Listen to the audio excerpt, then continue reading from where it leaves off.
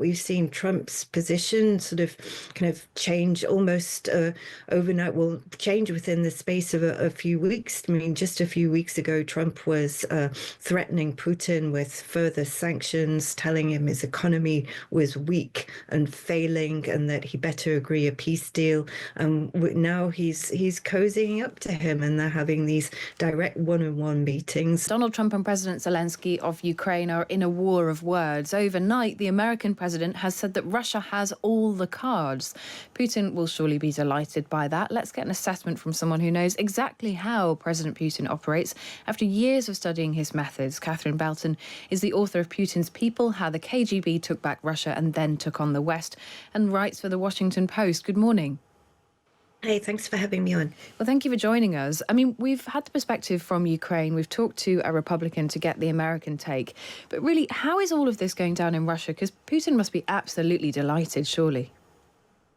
Well, they're obviously cheering in the Kremlin sort of to suddenly hear this great switch. It's like Trump has completely flipped the script on generations of US policy. All of a sudden, the US is taking sides with Russia. I mean, we've had decades since the early Cold War of the US defending the West against either an aggressive Soviet Union or an aggressive Russia. And now Trump appears to be on the same team as Russia in repeating all the Kremlin talking points, calling Zelensky a dictator, saying absolutely falsely that Zelensky's popularity rating is only at 4%, when we all know there's a recent poll which puts it at 57%, far higher than anything Trump's ever seen.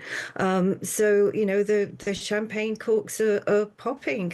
It's been said a lot, but it's very fair to say. I mean, I spoke to one French businessman in Moscow who works closely with Kremlin-connected tycoons. He said, everyone here loves Trump, even the FSB. We all raised a glass when he became president. So, you know, it's really, the last week has turned history on its head. Catherine, we get a lot of people getting in touch with this programme saying Putin must have something on Trump.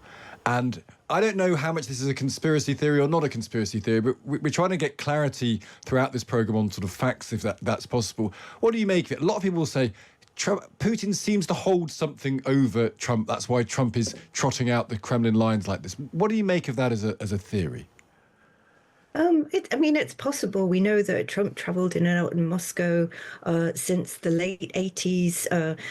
For my book, I interviewed one of Putin's KGB allies who basically said with a broad grin on his face and chuckling, saying, well, we all know Trump has a penchant for Slavic women.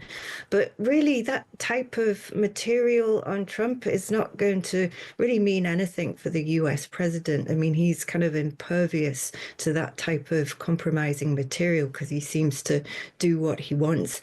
Really, what the Russians are very skilled at are manipulation, flattery. We've seen Trump's position sort of kind of change almost overnight, well, change within the space of a few weeks. I mean, just a few weeks ago, Trump was threatening Putin with further sanctions, telling him his economy was weak and failing and that he better agree a peace deal. Now he's cozying up to him, and they're having these direct one-on-one meetings, and Trump is saying that Putin has all the cards, and that can only be because Putin has found a way to flatter Trump. First of all, he said a few weeks ago that Trump won the election in 2020, that the Democrats stole it from him. He's repeating the same false claims to try and ingratiate himself with the American president.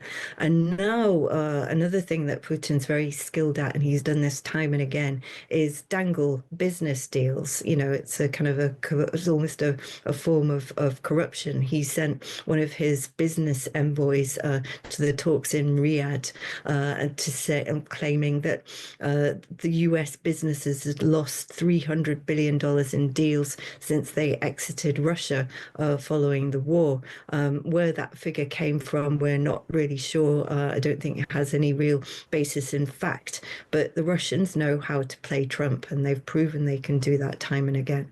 And I suppose the final, almost the most important question really is, where does it go from here? I mean, is it Is Putin seeking to draw Trump in? Does he know what he wants to get out of Donald Trump? Or does he never want to agree a deal? I mean, what's his political status like in Russia? Does he have a lot of power to allow him to do that? I suppose, where do you think this goes? Um, I think, well, Russia thinks it has all the cards, and now Trump has conceded that as well and said Russia has a lot of cards. So Putin clearly thinks that he can get away with a lot. Another thing that's cheering them about Trump, what I forgot to mention, is that they share the same mindset, that they are both believers in strongmen or autocratic styles of government.